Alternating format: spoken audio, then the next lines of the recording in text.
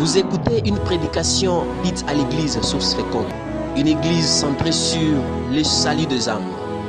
Elle œuvre dans les domaines de l'évangélisation, de l'enseignement de la parole de Dieu, de la communion fraternelle, de l'assistance ainsi que de la prière.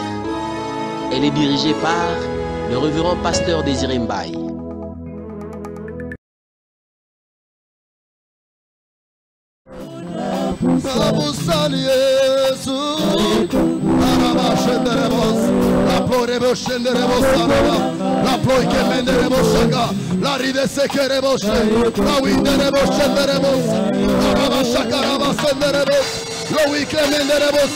La winde merebo shaka, la karaba sendere, la ploide sikarabasa, malaba sende, le kirebosa, la porabase, la minderebosa. Alléluia, alléluia, alléluia.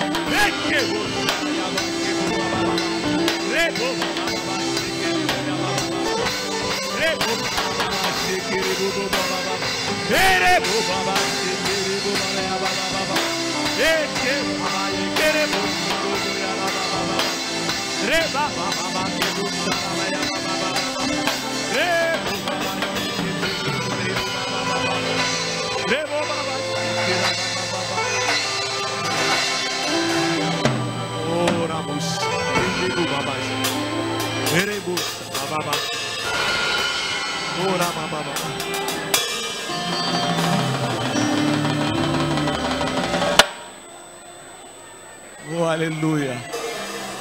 Alléluia. Oh, Ramus. Alléluia.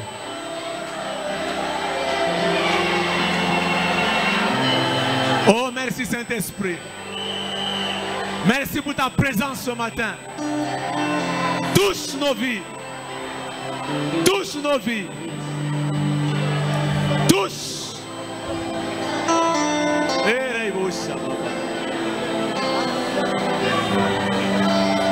Oh, tu es merveilleux.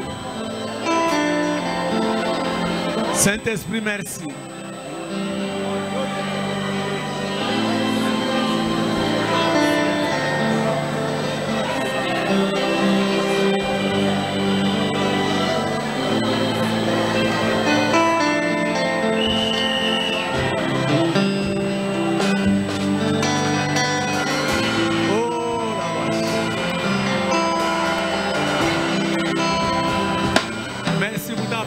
Ce matin.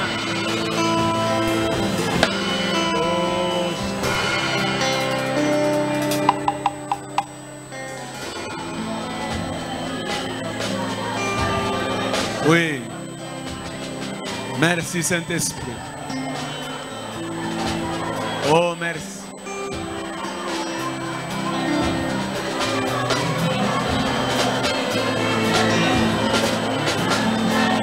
Oui, il veut changer ta vie aujourd'hui.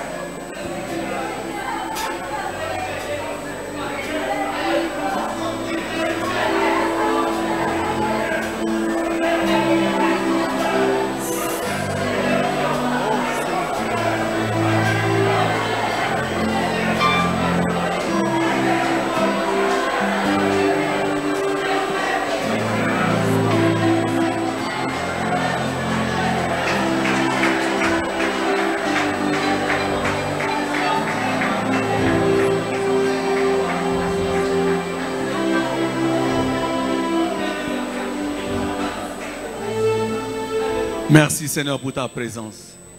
Asante Bwana kwa uwepo wako. Nous t'élèvons. Tunakupenda. Nous te rendons grâce. Tunakushukuru Au nom puissant de Jésus. katika jina la uwezo wa Bwana wetu Yesu Kristo. Nous disons Amen et nous acclamons.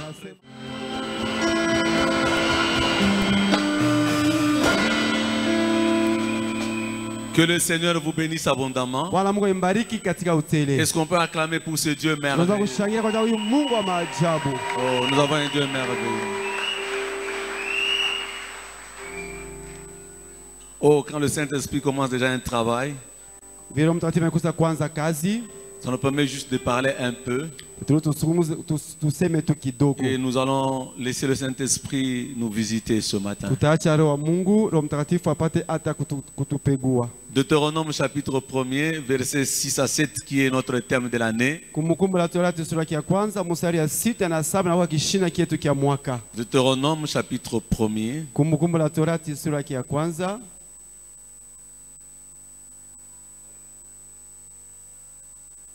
Nous lisons ensemble la parole du Seigneur. Tunasoma wote neno la Bwana. L'Éternel, notre Dieu, nous a parlé à Horeb en Bwana disant: Mungu wetu akatuambia katika Horebu akisema, vous avez assez demeuré dans cette montagne. mmekwisha kuikaa katika mlima huu wakati wa Tournez-vous et partez. mugeuke na kusafiri. Alléluia. Amen. Dieu dit cette année, Mungu anasema mwaka hii vous avez assez demeuré. mulikaa wakati mrefu sana. Tournez-vous et partez. Mugeuke na musafiri. Nous avons dit le dimanche passé Tulisema juma iliyopita que quand Dieu dit vous avez assez demeuré, wakati Mungu anasema mulikaa wakati ile kuenea, assez ne signifie pas longtemps. kuenea ana kukawia. Assez signifie que la quantité que tu devais faire en ce temps-là. Kuenea maana ile sehemu ambayo ulipaswa kufanya kwa ile wakati. Oh, je vais dire à quelqu'un ce matin, le temps que tu devais faire dans cette situation, le temps que tu devais faire dans ta maladie, le temps à faire dans la pauvreté, le temps à faire dans la misère, ce temps est suffisant. Cette année, Dieu dit: assez, trop, c'est trop, tournez-vous et partez. Alléluia. Amen. Assez signifie la quantité est suffisante. On ne peut plus ajouter. Oh, je veux dire à quelqu'un, cette année, on n'ajoutera plus rien à ta souffrance. Cette année, on n'ajoutera plus rien à ton opprobre. La quantité est suffisante. Ce qu'il faut faire, se tourner et partir. Alléluia. Amen. Alléluia. Amen. Il est temps de partir. Ni wakati ya kwenda kusafiri. Nous avons dit, Dieu nous dit, comme si Dieu nous reproche. Tulisema kama vile Mungu anakuwa tuamakia. C'est Dieu qui est venu parler à Moïse. Na huyu Mungu alikuja kusema na Musa. Va leur dire. Kwenda waambie. Fais des reproches. Uwafanishe hata mamakia. Trop, c'est trop. Binapita. Mais il arrive des moments dans la vie. Kuna wakati moja wapenda na maisha. Tu te regardes. Unajiangalia. Tu regardes ta situation. Unaangalia kwanza hali yako. Tu dis non, trop, c'est trop. Binapita, binapita. Alléluia. Amen. Alléluia. Amen. Nous avons commencé à parler d'un homme. Tulianza kusumuliza kwa mtu moja à qui Dieu a dit la même chose. Kwake Mungu alisema namna moja moja. Et ce matin nous voulons prendre juste un aspect, nous allons prier. Nous sommes dans Genèse chapitre 31. Nous lisons du 1er au 3e verset. Et chapitre 32, nous allons lire le verset 9. Genèse 31 du 1er au 3e verset. Jacob entendit les propos des fils de Laban qui disait: Jacob a pris tout ce qui était à notre père. Et c'est avec le bien de notre père qui s'est acquis toute cette richesse.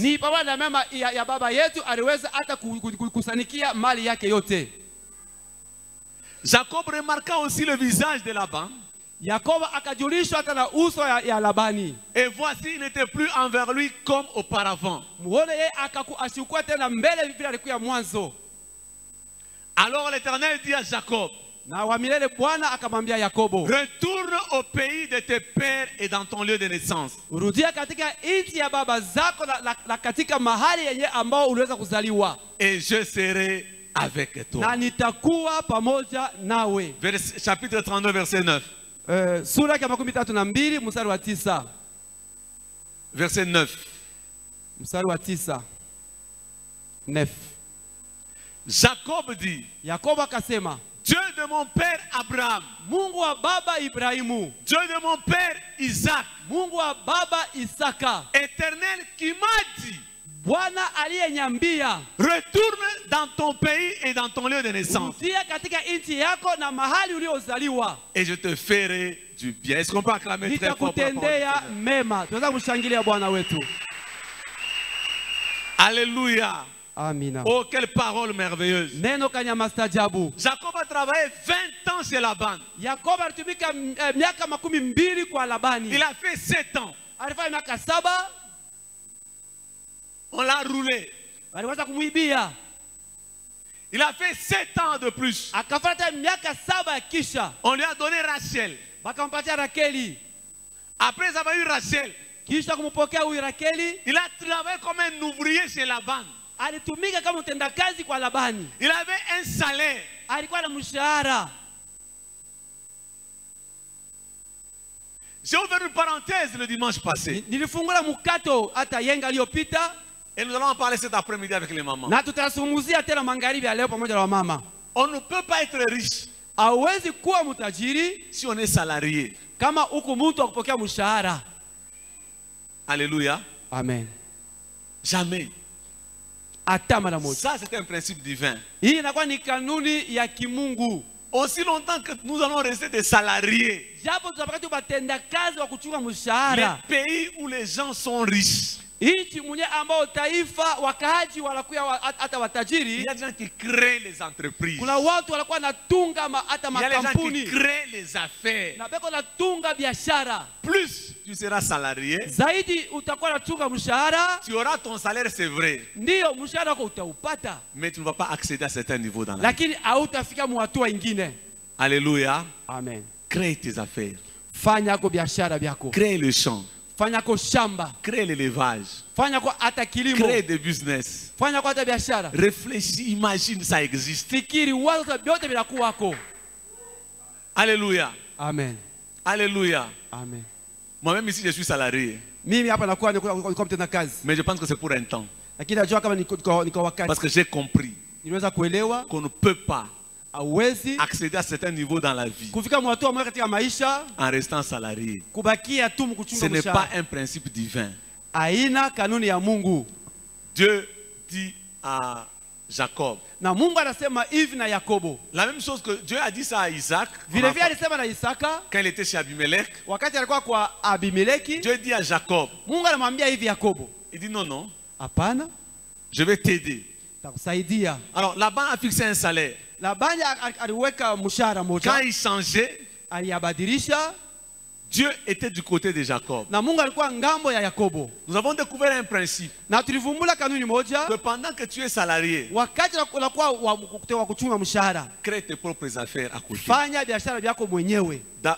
Jacob mettait ses brebis à côté. Na Yakobo Et Dieu l'aidait. pembeni, na Mungu akatumsaidia. Frères et sœurs, Ndugu na dada, si tu vends dans un magasin, kama unauza katika duka moja, en fait, tu ne seras jamais riche en vendant dans un magasin. hautatajirika hata mara moja Moi, mkuuza je suis katika duka. votre père et je dois dire la vérité par rapport à la Niku parole. baba yenu, na afadhali niseme ukweli. Mais ce n'est pas mauvais.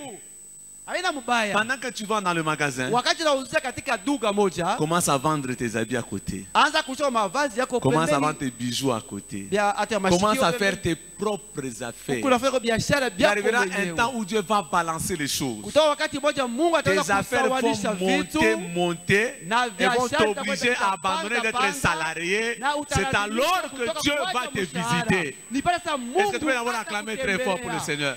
Pikia Mungu mikono. Et ça, c'est une vérité spirituelle. Hii inakuwa ni ukweli wa kiroho. Pendant ce temps-là, Kwa ile wakati, oh bien-aimé, wapendwa, Jacob remarque que le visage de Laban change. Yakobo akaangalia uso ya Labani imebadilika. Laban était d'abord oncle. Labani kwanza alikuwa mjomba yake. Il est devenu beau-père. Akakuya mko yake. Et puis il est devenu chef. Kisha akakuya shefu yake. Alléluia. Amen. Alléluia. Amen. Aussi longtemps qu'il restait chez Laban. Japo alikuwa akikaa kwa Labani. Je vais dire quelque chose. Ça, c'est vraiment des choses que je découvre dans la parole de Dieu. Nitasema kitu kwa ni maneno ambayo ninavumba katika neno la Mungu. Aussi longtemps que Jacob restait chez Laban, Japo Yakobo atabakia hapa kwa Labani, les relations entre Jacob et Laban changeaient de forme. uhusiano ya Yakobo na Labani ilikuwa ikibadilisha hata nguvu wala mania. Les relations allaient en s'empirant. Na mahusiano ilikuwa ikienda hata kuvuruka na kuharibika. Je veux dire ceci. Napenda kusema hivi. Aussi longtemps que tu resteras chez quelqu'un, Japo tu aussi longtemps que tu resteras dans certaines positions, utabakia katika hali moja fulani. les relations ne vont pas s'améliorer. Mahusiano haitajumulika, haitaendelea. Alléluia. Amen. Ça va dégringoler. Bitaanguka, bitaharibika. Ce n'est pas mauvais. Haina mbaya. C'est Dieu qui permet cela. Ni Mungu anakuwa anaruhusu ile. Sinon tu ne quitteras jamais. Japo hautatoka Sinon kama tu la ne partiras jamais. hautasafira Dieu kama le permet Mungu pour anaruhusu 15 jours. ile siku Quand moja. il te dit de partir, Anakuambia toka. que tu comprends qu'il est temps de partir. Akupatia wakati Oh, wa je veux dire à kutoka. quelqu'un aujourd'hui Napesa na mtu qui leo, souffre, qui eko est na malade, pesa, qui eko pleure, mgonjwa, eko nalia. toutes ces choses-là, Hii maneno yote parce que le temps de partir, Tu wakati wa le temps de kusafiri, quitter wakati wa est kutoka, arrivé dans ta vie. imefika katika maisha Tourne-toi, yako, lève-toi ugeuke, et pars. na uende. Alléluia. Amen. Alléluia. Amen. Le visage de Laban a changé. Uso la Labani inabadilika. Quand il regarde Laban, Kwacha mtazamia Labani. Laban ne parle plus avec sourire comme beau-père. Labani kumwangalia tu na kicheko saa mko yake vile. Jacob comprend que non, ça devient sérieux. Yakobo akaelewa kama hii mambo Quand il regarde inakuwa. les enfants de Laban, Akitazamia watoto ya Labani on ne les traite plus comme beaux-frères. na awaangalie sawa shemiki On commence à les yake. traiter comme voleurs de la richesse. Beko waangalia sawa uwezi wa mali yake. Jacob commence à se poser des questions. Yakobo akaja kujiuliza maulizo. Bien-aimé, Wapendwa, Jacob pouvait se lever et partir. Yakobo angeweza kuacha na kwenda. Un homme normal, Mtu kawaida. il pouvait déjà partir, fermer ses bagages et Angeweza partir. kuenda na kufanya vyake vya Mais il penda. ne savait pas le faire. Lakini akujua kuyafanya. Il savait Alijua que si je quitte ici, nikitoka hapa là-bas, il kule y a un frère. kuku ndugu Il moja s'appelle Esaü. jina yake ni Il Esau. m'a dit, Aliniambia le jour où je te verrai, ile siku toi, tutaonana Jacob, wewe Yakobo entre toi et moi, wewe na mie un doit rester en vie. moyo atabakia mzima. Il ne pouvait plus partir. Angeweza kwenda. Oh bien-aimé, Wapendwa, il y a des gens ce matin kuna watu leo qui asubuhi se retrouvent dans des conditions où ils ne peuvent plus quitter wanakutana certaines mahali positions. moja ambao hawawezi kutoka peke yao. Il ne sait pas quitter une position donnée. Abaje kutoka hali yenyewe ambayo anakuwa nayo. Il ne s'est pas abandonné de prendre des médicaments. Abajue Parce qu'on lui a dit, le jour où tu ne prends pas cette cellule, mwambia siku utaacha kuchukua hii dawa ça sera terminé pour toi. kutamalizika kwa ajili yako. Le jour où tu ne mets pas ces lunettes. Siku hautaweka hata makalashi yako. Oh, je me souviens d'une soeur avec qui on priait. Ninakumbuka dada moja hivi hata kushule. Elle était en économie à l'UNIKI, nous étions en Polytechnique. Alikuwa kwa ekonomi kule kuinikiri silikuwa ku polytechnique. Quand on a prié comme ça au plateau de professeurs à Niweze l'époque, kuomba vile ngambo hata ya walimu kule. elle a décidé, elle prend ses lunettes en pleine prière. Akachukua hata makalashi Elle les met yake par katika terre, maombi, elle casse les akaweka lunettes. chini na akafinyanga Et dis-moi, à kuyaponda. partir d'aujourd'hui, Sasa mimi tangia leo si je ne vois pas ces dieux, kama misione ni je Mungu prends la décision nachukua de mpango casser ces lunettes au ya nom de kuvunja hii Jésus-Christ. makalashi katika jina Yesu. Toute la famille, Jamaa yote mzima. le père était professeur à l'université. Baba alikuwa mwalimu kule kumasomo. Nous étudions avec ses soeurs et Kwa ses frères. kujifunza dada ndugu zake dada yake. Elle a cassé les lunettes. Alivunja hata makalashi yake. Elle était rwandaise. Na alikuwa Mnyarwanda. Et aujourd'hui, elle continue à voir. Elle est là, elle travaille à Kigali. Elle n'a Leo pas eko de lunettes. naendelea kuona, eko natumika, eko nakamata mshahara wake na eko naendelea Mais vile. c'est vrai qu'on a peur. Ndio tunakuwa na oga. C'est comme ça que Dieu est venu dire à Jacob. Hivi Mungu alipenda kumwambia Yakobo. Dieu lui dit, Mungu anamwambia Jacob, Yakobo, retourne au pays de tes pères. rudia katika nchi ya baba zako. Sinon, Dieu n'allait pas lui dire ça. bado angeweza kumwambia vile. Il y avait des raisons. Kulikuwa masababu. Oh, tu as des raisons ce matin. Una masababu asubuhi ya leo. De ne pas quitter la position où tu es.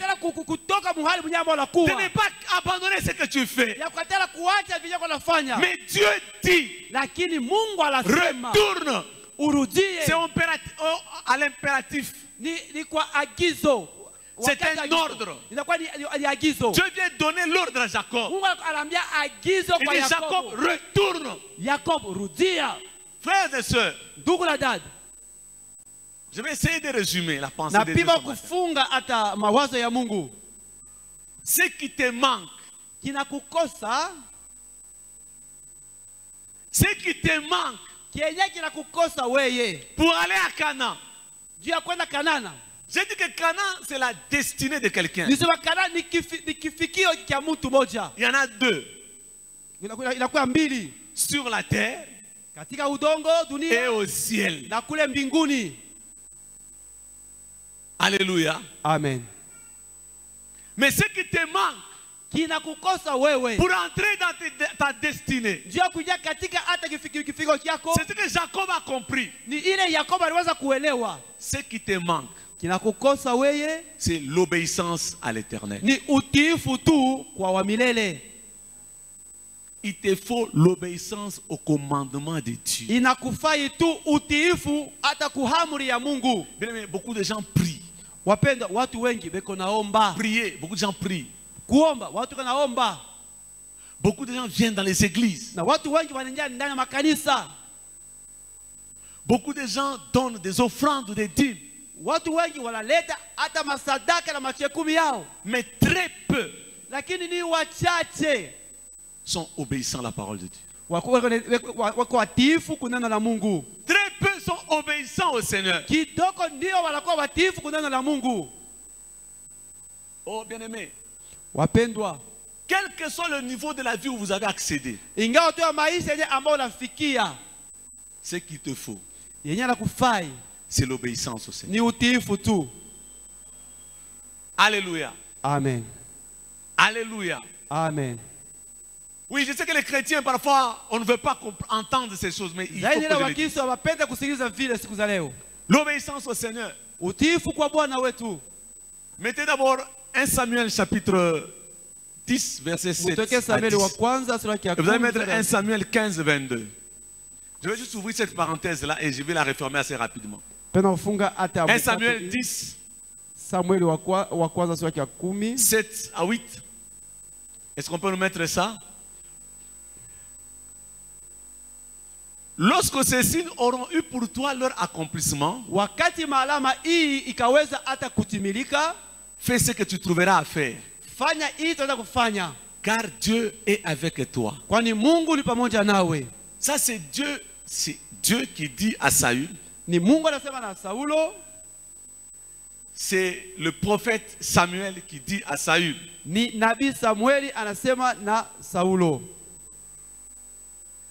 Saül a obéi. Il a vraiment obéi. Et quand ces choses se sont réalisées, Saül est devenu roi. Maintenant, allons dans 1 Samuel chapitre 15. Mettez le verset 17 et puis le verset 22. Le verset 17. Samuel dit, il dit à Saül, lorsque tu étais petit à tes yeux, n'es-tu pas devenu le chef des tribus d'Israël?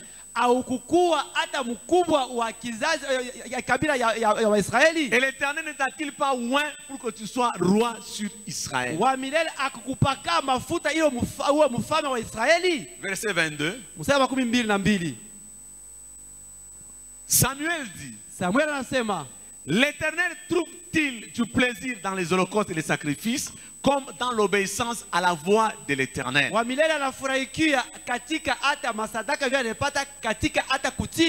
Voici l'obéissance vaut mieux que les sacrifices. Et l'observation de sa parole vaut mieux que la graisse de bélier. Est-ce que tu peux acclamer d'abord pour le Seigneur? Un homme qui vit deux situations. La première situation, il est obéissant. Il devient roi.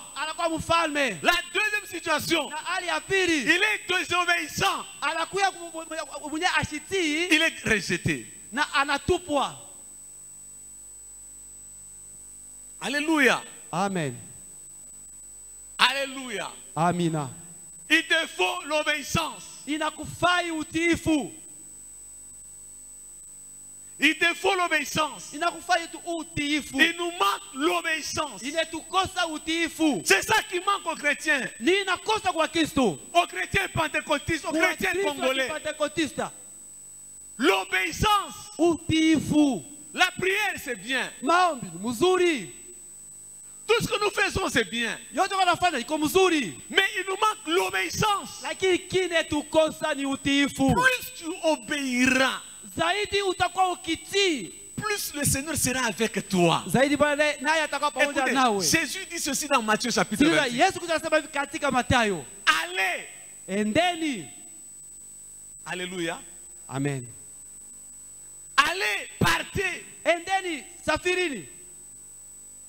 Mais il fallait que les disciples prennent la décision de partir. Bien aimé, il te faut obéir au commandement du Seigneur.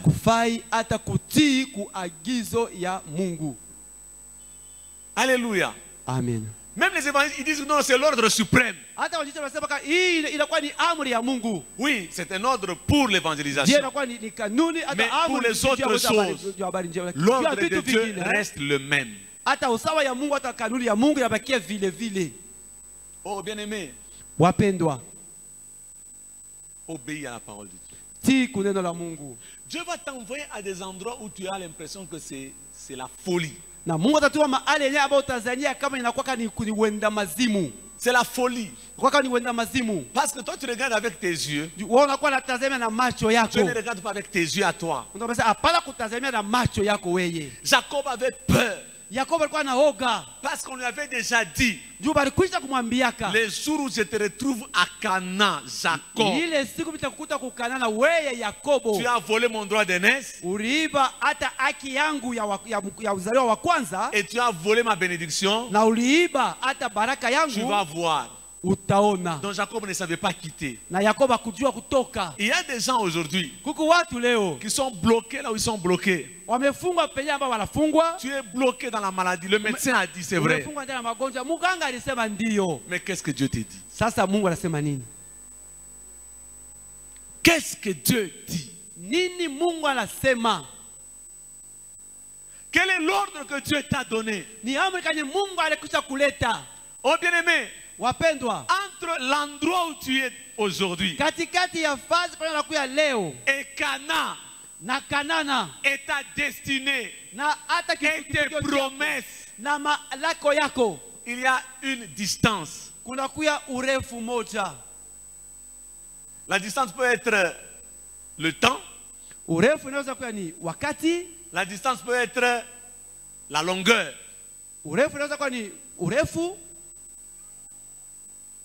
Mais l'élément déclencheur reste l'obéissance à l'ordre de Dieu. Il pouvait rester à Canaan. Il pouvait rester chez Laban. Tous les hommes qui ont fait de grandes choses avec Dieu, à un moment donné, ils devaient obéir, abandonner et partir. Il n'y a pas de bénédiction sans obéissance à quitter certaines choses. Ça n'existe pas. Bien aimé, les apôtres priaient. Jésus leur dit, bon, je vais monter au ciel. Pendant que Jésus montait, il regardait Jésus qui montait. Jésus est monté puis il a disparu. Et ils sont restés seulement là. Non, là, je vous dis, non, ce n'est pas comme ça. Vous êtes resté longtemps à regarder le ciel. Maintenant, partez. Allez à Jérusalem. Ils sont obéis. Ils sont partis. Et ils se sont mis en prière. Moïse, Musa, la même chose. il Il est resté longtemps chez Jéthro. Jusqu'au jour où Dieu lui a dit de partir. Quitte, va avec Pharaon. Il dit aux enfants d'Israël, il faut quitter l'Égypte. Les autres disent, non, non, nous voulons rester ici. On ne veut pas les souffrir dans le désert.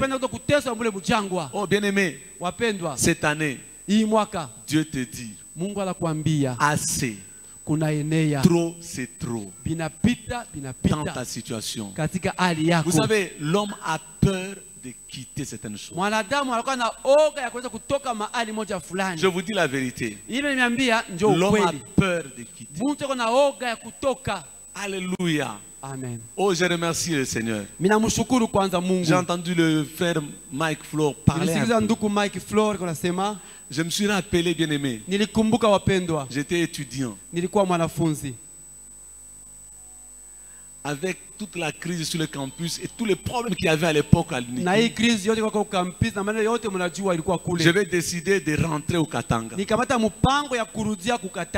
déjà en premier graduat à Polytechnique. Pendant que je monte dans les véhicules pour aller à l'aéroport, une de mes soeurs m'appelle et dit non, Désiré, descends d'abord. Je descends. Elle me dit, regarde-moi dans les yeux. Je la regarde. C'était une dada. Elle me dit, tes amis.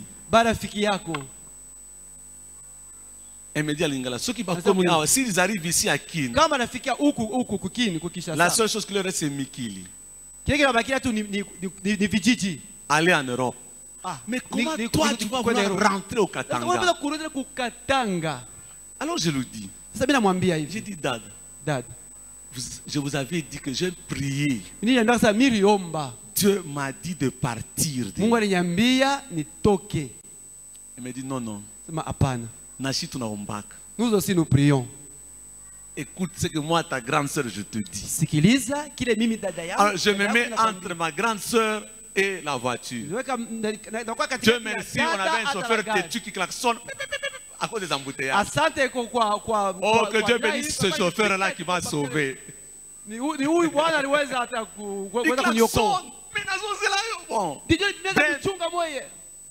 Je monte. Et je suis venu. Si je n'avais pas décidé ce jour-là,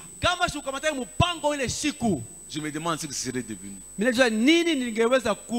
Frères et sœurs, l'obéissance à la parole de Dieu, l'obéissance contient un mystère. Dieu l'a dit à Jacob. Jésus nous l'a dit. Je vais juste m'arrêter là pour gagner le temps par rapport au programme d'aujourd'hui. L'obéissance contient un mystère. Dieu dit à Jacob, je serai avec toi. Est-ce que je peux avoir acclamé le Seigneur pour ce mystère? Oh, alléluia. C'est lui qui obéit au Seigneur. C'est lui qui obéit à l'ordre de Dieu. Vivra toujours ce mystère. Dans toutes les situations de sa vie, Dieu sera toujours, je dis bien toujours et toujours avec lui. Alléluia. Amen. Quand ça n'a pas marché, au chapitre 32, verset 9, Jacob a dit à Dieu, mais Dieu, c'est toi qui m'as dit, retourne dans le pays de ton père et je serai avec toi. Jacob a rappelé à Dieu, Seigneur, il y a un mystère dans l'obéissance à ta parole, c'est d'être avec moi. Je veux dire à quelqu'un ce matin, il y a un mystère dans l'obéissance à la parole de Dieu. Dieu sera toujours avec toi. Il ne t'abandonnera jamais. Il ne te délaissera jamais. Si tu obéis au Seigneur, tu mangeras les meilleures productions du pays. Dieu sera toujours avec toi. Ceux qui obéissent au Seigneur, même s'ils rencontrent des moments difficiles, oh, je dis à quelqu'un, tu as obéi au Seigneur, tu as accepté cet homme-là. Aujourd'hui, vous êtes dans la pauvreté. Rappelle à Dieu, Dieu, c'est toi qui m'as dit, accepte cet homme. J'ai obéi, j'ai accepté. Et Dieu va te visiter parce qu'il y a un mystère. Le mystère de l'obéissance, c'est que Dieu sera toujours avec toi. Oh, Jésus dit aux apôtres, allez dans toutes les nations. Voici, je suis avec vous tous les jours jusqu'à la fin des temps.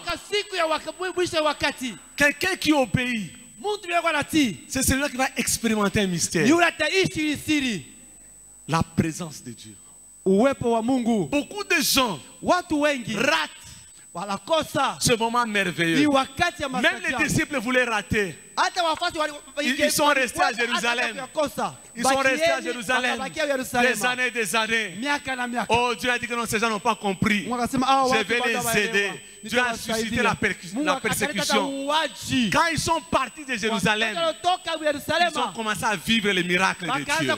Plus tu obéiras, plus tu vivras les miracles de Dieu dans ta vie. Plus tu obéiras, plus tu vivras la guérison de Dieu. Plus tu obéiras, plus tu seras élevé. Tu permettras à Dieu d'honorer sa parole.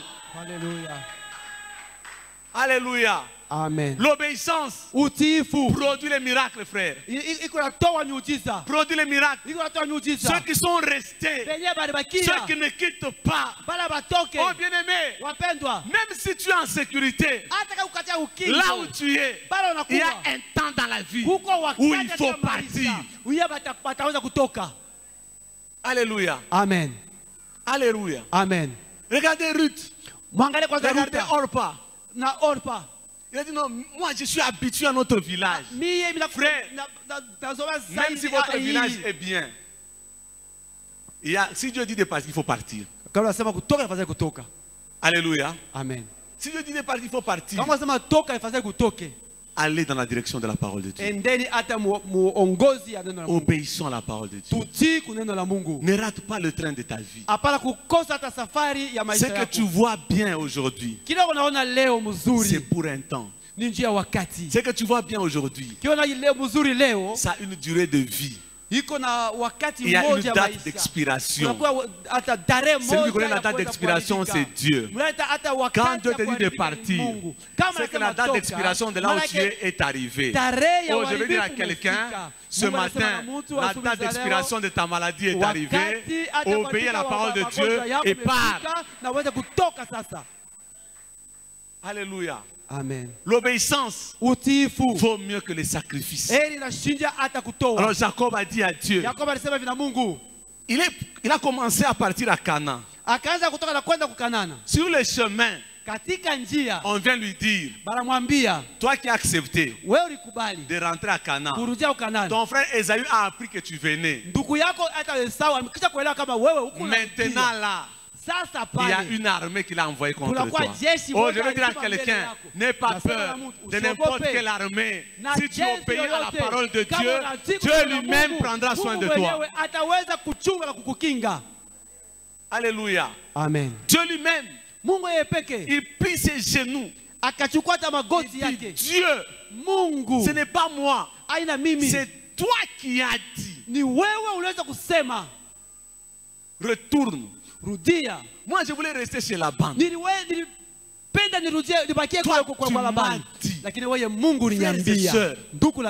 que Dieu t'a dit? Aujourd'hui nous sommes là. Qu'est-ce que Dieu t'a dit qui peut changer ta vie aujourd'hui?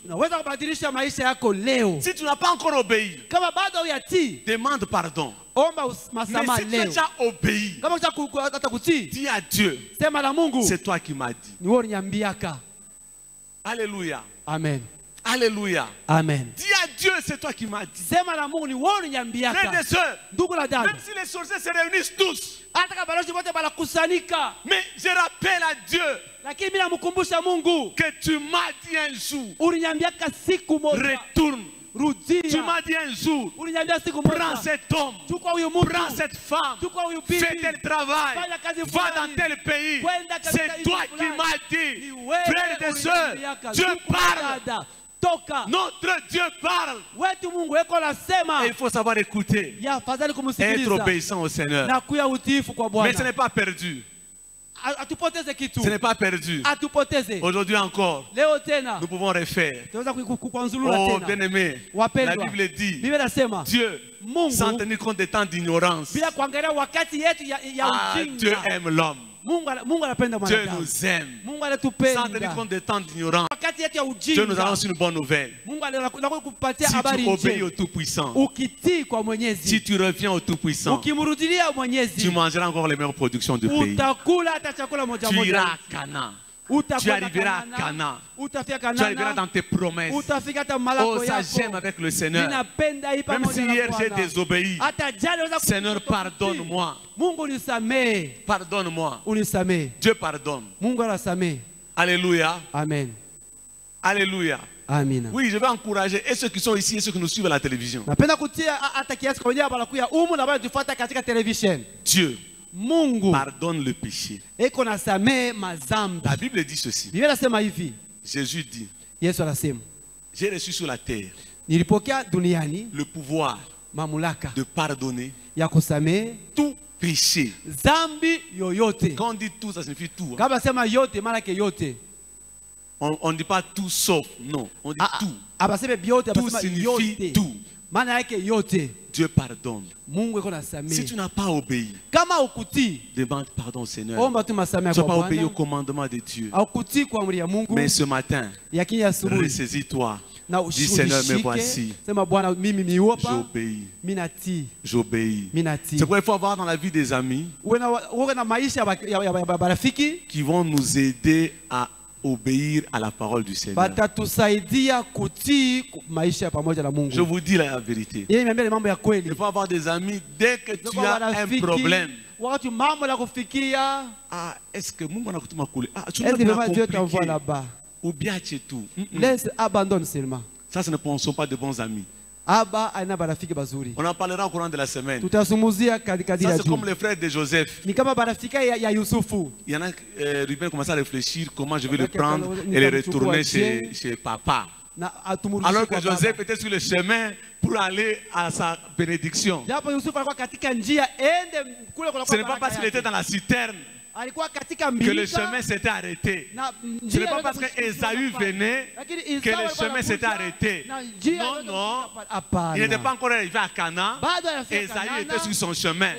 Alors il s'est retourné, il a prié. Il a dit, Seigneur, souviens-toi que c'est toi qui m'as dit. Oh, je vais dire à quelqu'un aujourd'hui qui vit des problèmes.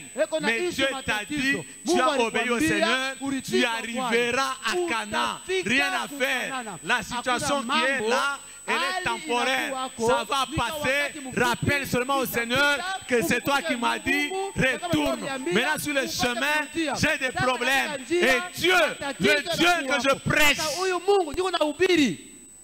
alléluia. Amen. J'ai reçu le Seigneur à 20 ans. Nilimpokea Mungu hata na miaka 12. J'étais en premier graduat. Nilikuwa hata premier graduat. J'ai dit à Dieu, Nimwambia Mungu, Seigneur, Bwana, le Dieu que j'ai connu il y a 20 huyu ans. Mungu nilifahamu kwa miaka 12.